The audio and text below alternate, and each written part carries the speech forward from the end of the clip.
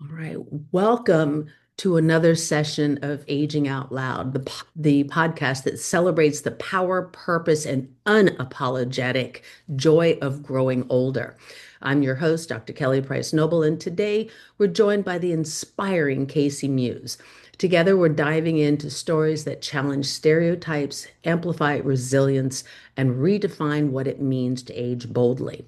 So grab your favorite cup of tea, settle in, and get ready to age out loud with wisdom, wit, and a whole lot of heart. Welcome, Casey. Thank you so very much for agreeing to be with me today. Thank you, Dr. Noble. I'm honored. I'm so excited to be here. This conversation is one that I've looked forward to for some time, so I'm excited to be here. Me too. So, well, let's get started. So, you've been described as the Mr. Rogers of hand drumming. How did you discover the power of rhythm as a therapeutic tool for aging and neurodivergent populations? Oh wow. Okay. So we're gonna back up. This is two questions, I believe. Can you say it one more time? Yeah, absolutely. Okay. So you've been described as the Mr. Rogers of hand drumming. Right. So go forward just a little bit more. How did you discover the power of rhythm So as that's one. yeah, as a therapeutic tool for aging and Okay. Got it. neurodivergent populations?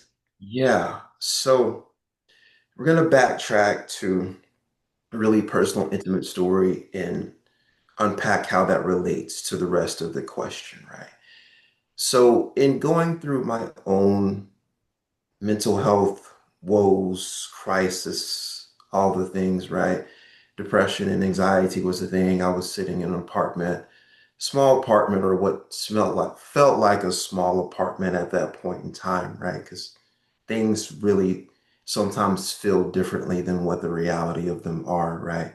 When you're going through mental health issues.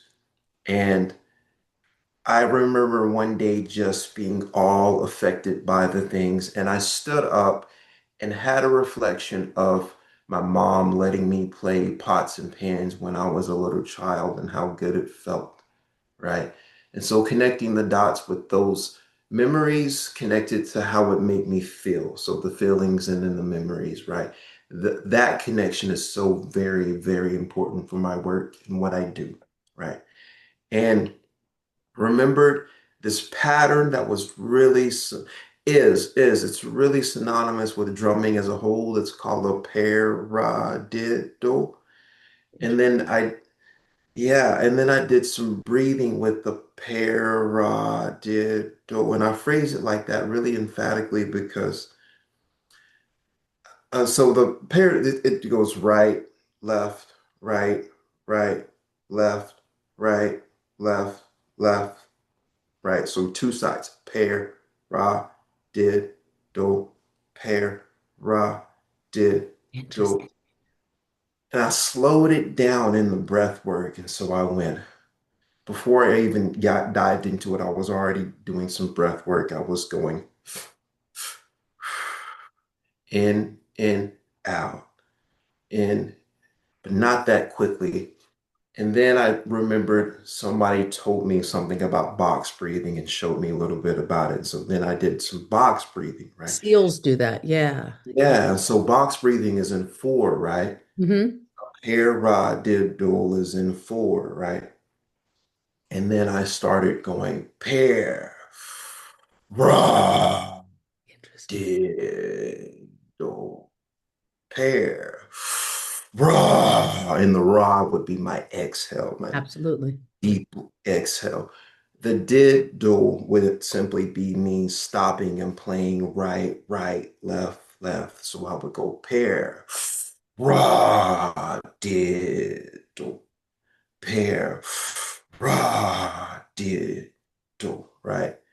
And that connection alone allowed me a whole lot of foundation to explore drumming, rhythm, sound, your verbiage, and healing.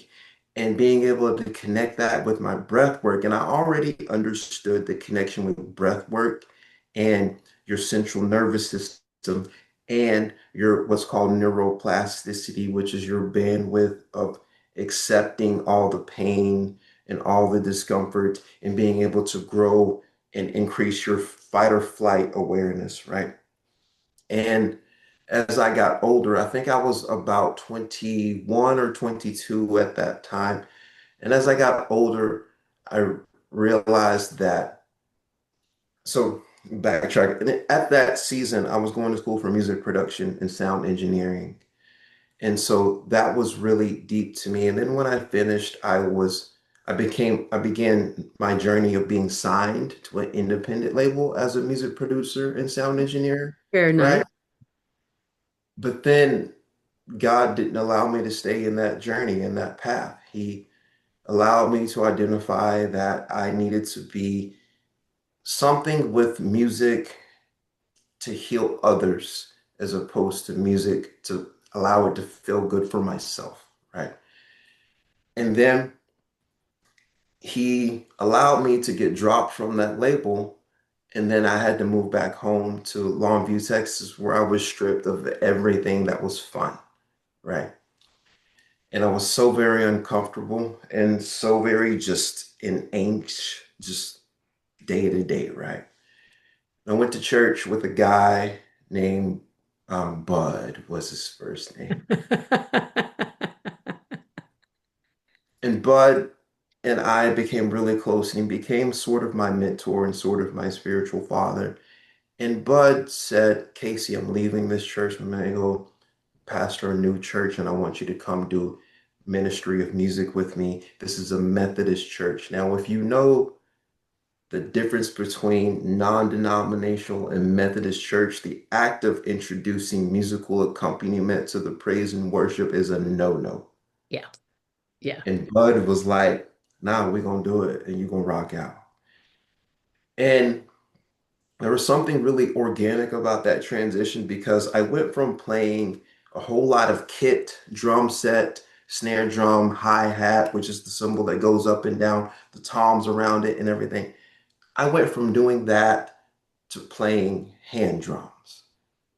Just simply, I went from all of that to one singular hand drum and was tasked with the idea of making it as big as a drum set and did not even know that I accepted that challenge, right?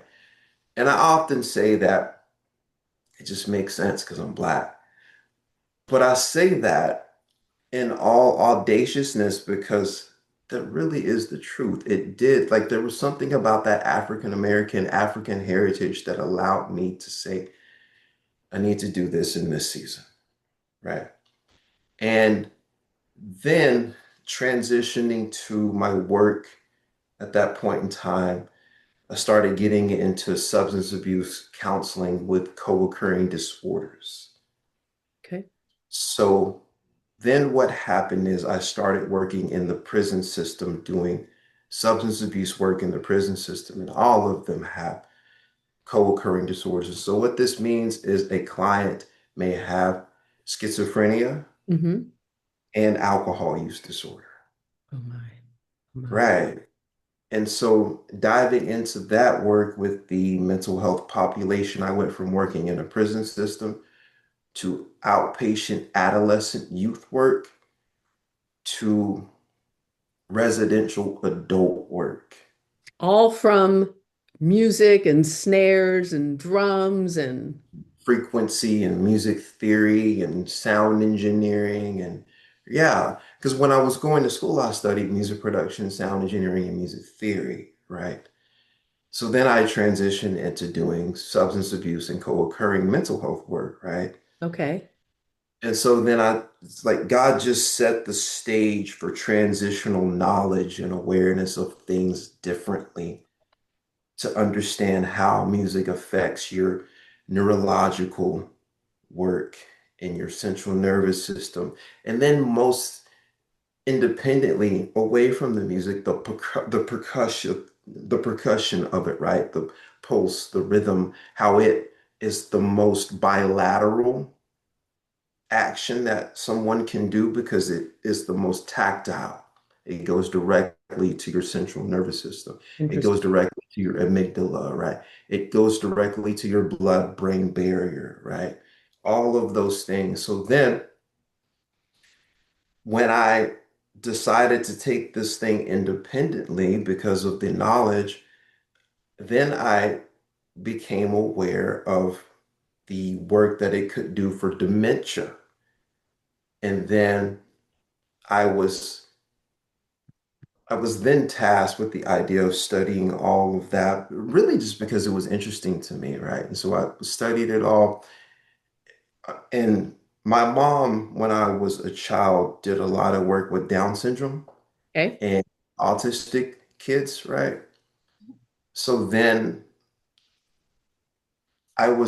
there became a need. The term neurodivergency became such a term that is so celebrated, right? That we provide service work for, right? COVID happened. Yeah. And as starting my work, all of my work became shut down as an independent practitioner, or as what I thought the beginning of the journey was. I was sitting in an office space in Nacogdoches, Texas, and I got a message from a friend of mine who said, "Hey, I want you to call this guy named Eddie Tondori in California." I called Eddie Tondori in California, and Eddie is the owner of what is called trap learning. And if you've looked at my website, you know trap learning is the rhythm arts project. And Eddie and I had one long conversation. It was like a 3 hour long conversation. It was so insane. It was like old friends that talked about one thing that they knew, which was drumming, because Eddie lost all mobility of two of his, I think I'm gonna misquote this. I'm sorry, Eddie. But he lost mobility of multiple limbs and drummed with his fingertips. Okay. And now Okay. now is and now is fully mobile because he understood the bilateral connection, Yeah. right?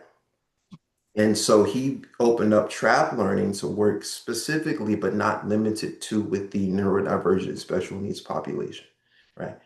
So at the end of that 3 hour long conversation, Eddie said, "I want to invite you to be a practitioner of trap."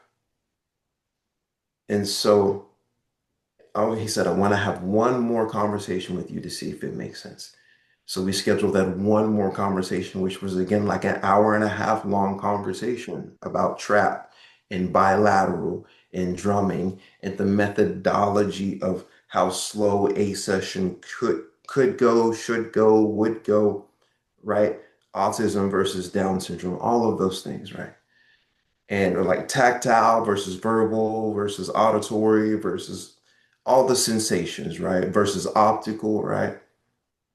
And by the end of that session, he said, "I've already sent it to you. You got to do with it what you will."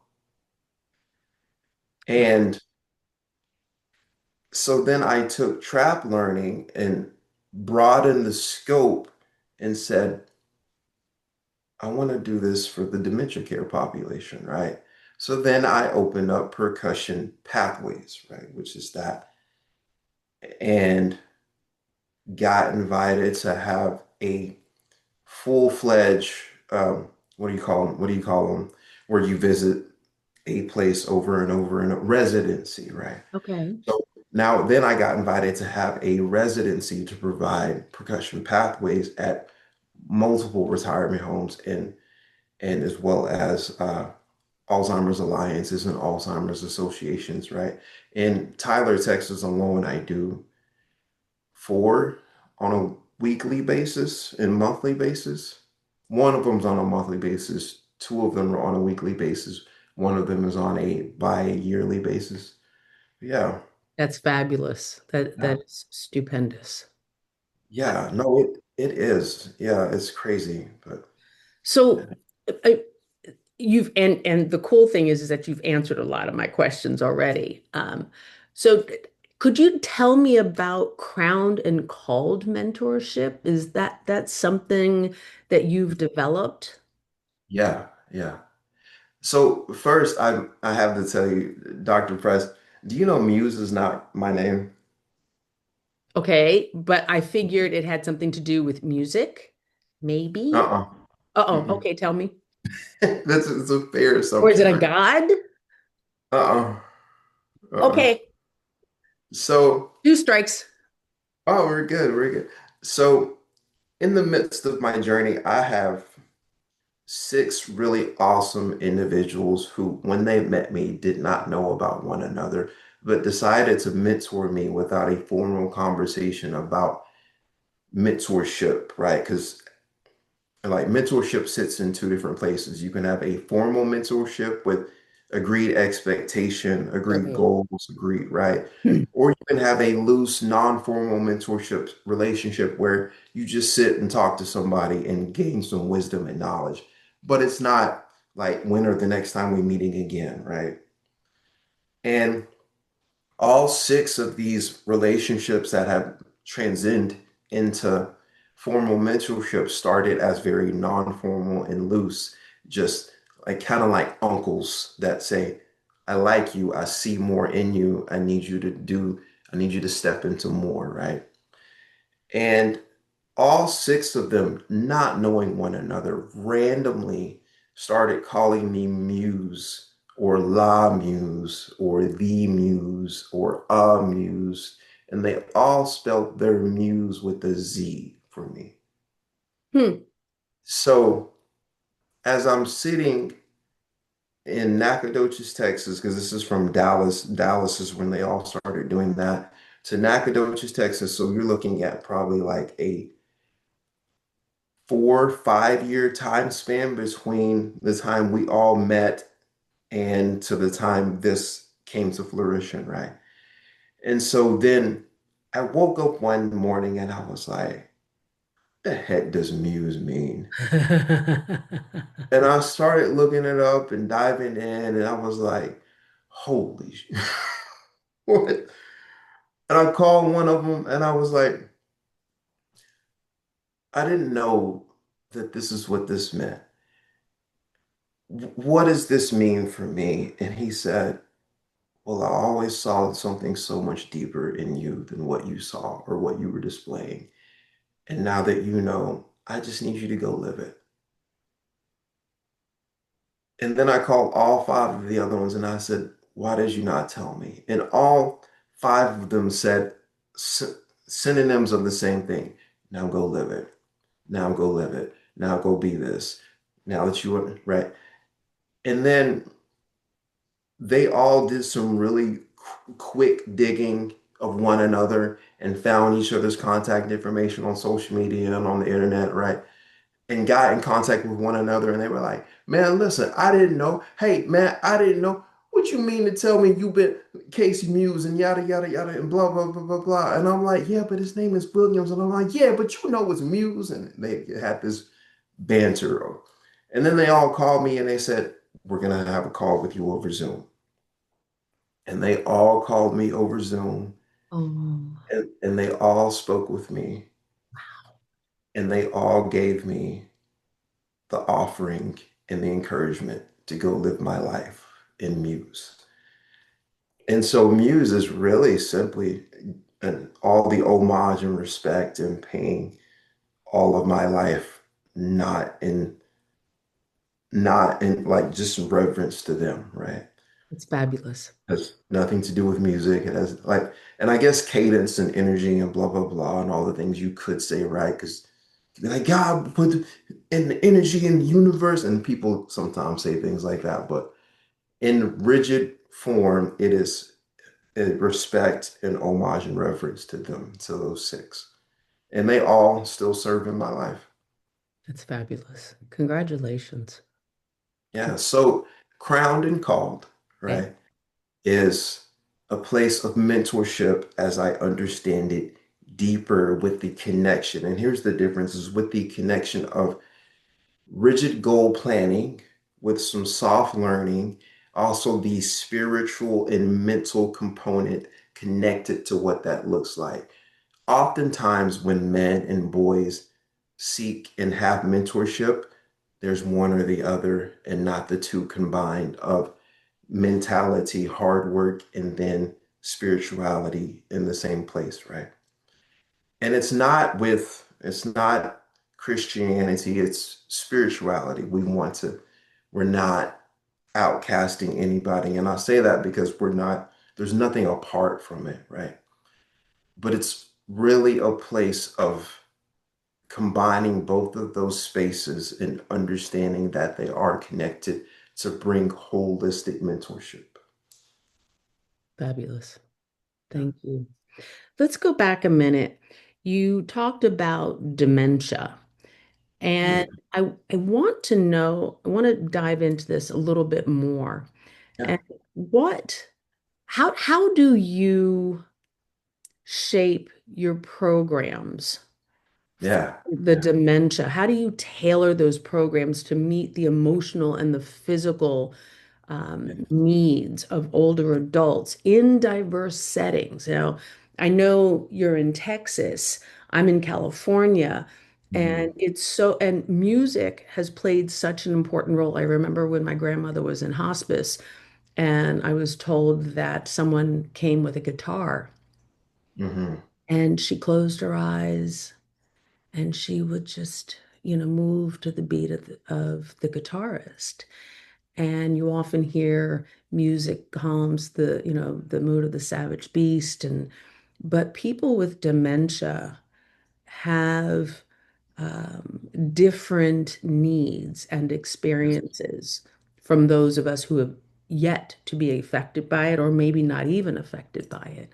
So could you please share how you tailor your programs to meet their needs? Yeah. So first, I must say sometimes it's so day by day, right? So I'm gonna use the example of one specific, um, one specific service location that I use here in Tyler called the Alzheimer's Alliance, Hmm. and say that it is very day by day because when you're looking at group interventions, you have different personalities, and you have also the families of these different personalities because sometimes it's really cool. So in one group setting with, I think there's oftentimes 25 to 30 individuals in this one group drumming session of 45 minutes, 30, so 35 to 45 minutes is typically the session time span, right? And so we will start really small, and I will have a lot of continuous verbiage or a lot of repeated verbiage throughout the whole entire time that I'm there. Like, for example, I have a basic fall back four, and depending on the day or depending on the attention span or the natural cadence and rhythm of clients that are there for the one day, so I'll get there early and I'll have a lot of interaction and just conversation with each participant before we start. Hmm. And I'll see how slow they're moving or how fast they're moving, not physically, but in their mind, right? Sure, sure. Yeah. Yeah. And so fall back four may turn into something like a wipeout. Fall back four, where the call and response is indicative of what the wipeout is, right? And we may slow down, literally slow down the wipeout and do something like "dun-dun-dun-dun-dun-dun-dun," and develop a drum rhythm to it. Sometimes I will do the melodic drumming from Elvis songs, right? Or the Beatles songs, or right? Or things that are in time frame, right? In time frame is always a really cool thing to explore. And it gets really fun because you add really small portions to the rhythm transition. So we may start with this four, this left, right, left. We may change it to only rights, which they don't know rights and lefts. So we just switch. Visuals are really big because rights and lefts are something that I don't advocate for. We always do just one hand. Do they do it in a motion, or do they also have drums? They also have drums. So I Oh, bring very cool. Yeah. No, no, no. So I'm glad you asked me that. I oftentimes will forget to say that. I think sometimes people assume it that they already know. No, I I do. mean, I'm So, seeing the motion because there's also coordination with them. yes. No, So, so each participant has a drum in front of them. They are sharing a drum with maybe two other people, right? So mhm. I'll bring maybe 10 drums for every three chairs, right? And so, yeah, so they all will have a drum. And so it's super cool, right? So I will also teach them open hand, which means you will connect with the drum bass and then come off and let the resonance come out. Then I will also teach them closed hand, right?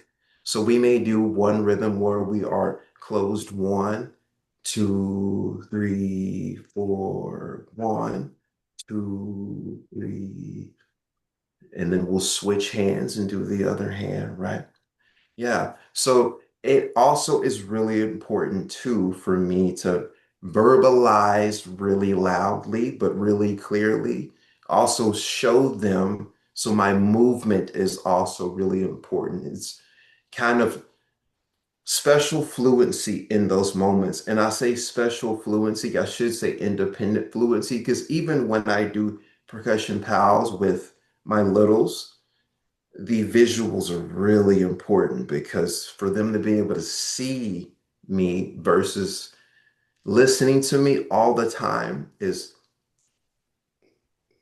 nonsense, right? Yeah. So a lot of working with the elderly with dementia and drumming is all of those things are considered, right? And also a lot of times whomever is over the facility and whatever that relationship looks like is also a part of it, right? What I am allowed to do, what I'm not allowed to do, what makes sense socially, culturally, right? That matters as well. And so considering all of those things, right? Yeah. So, what, give me an example if you can, no names mentioned, but give me an example of when you do your drumming with people who have dementia. Uh, what is one of the responses that you get from someone? Is someone all of a sudden awakened and involved, or tell me what Mhm. happens? Do you have a Mhm. Jane, so, or, Yeah. Yeah. So I'll give you two. And the reason why I'm going to give you two is because sometimes the best responses are from the parents okay. or the kids or the children of these people, right? Though that's how you know the true results is especially when you're looking at dementia is what is the family saying, right? So one of them, I'm trying to think. So one of them, I have this one lady who every single time when I walk in, she is really loud, really down, and just not really so much into the interactions and the activities of what's going on. And so it takes a lot of energy to pull her out of the interactions before I'm present when I walk into what's called the day club, right? Mhm.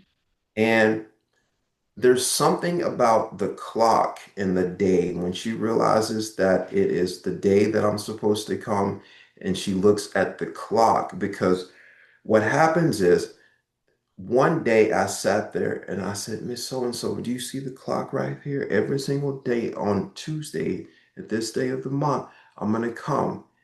And so after about 2 months of me doing that, she recognizes and she'll look at the clock and then she'll do this. And I'll tell you why this is what she does is because in the drum circle, she will get everybody off because she is not playing to my tone or to my rhythm or to my cadence.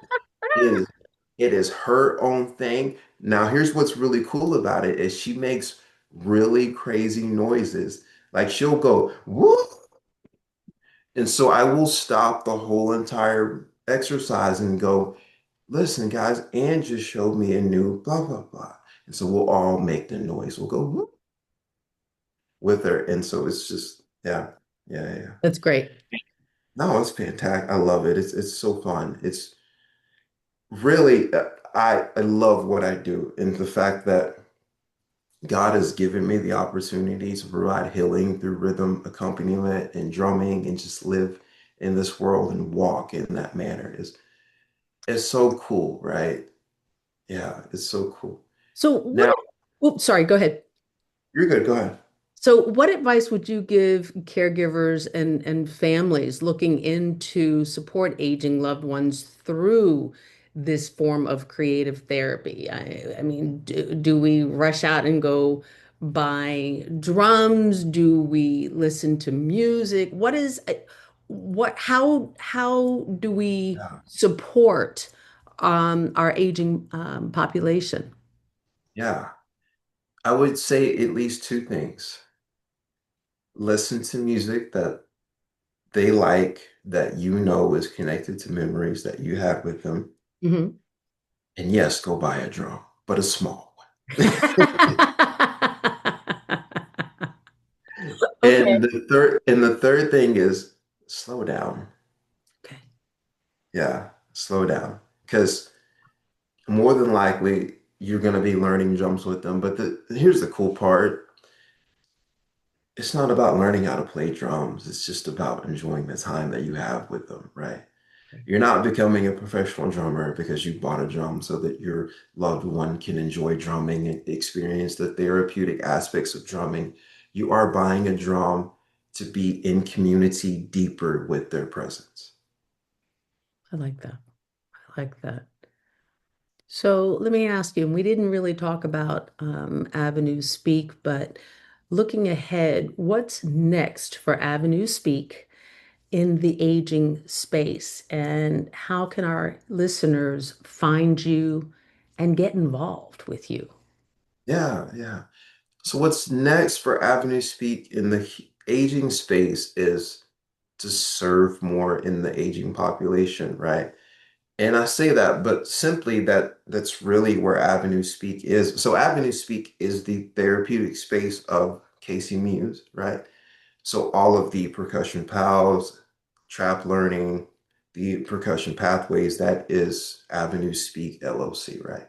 So what's next is to add one more retirement home, add one more nursing home. Nothing crazy, just to serve more. It's a simple mission.